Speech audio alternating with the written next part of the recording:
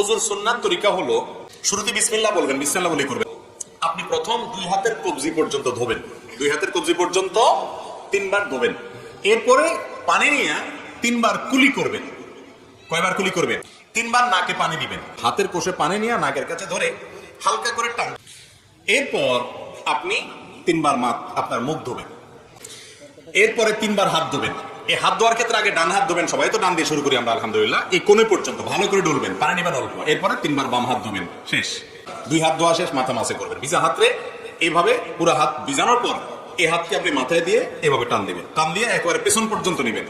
সেখানে হাতের এইটুক ব্যবহার করবেন, এটাকে টান দিবেন, তাহলে এইটুক অব্যবহৃত থেকে যাবে। এভাবে যখন টান দিবেন গোড়ার অংশ থেকে যাবে। এবার আসার সময় এইরকম করে টান দিবেন। তাহলে এরপরে ভিজা আঙ্গুল দিয়ে কি করবেন? কান মাসা করবেন। বাকি হলো পাও, দোনো পাও ধোবেন। 3 বার ডান পা, 3 বার বাম পাও ধুন, আপনার ওযু কম।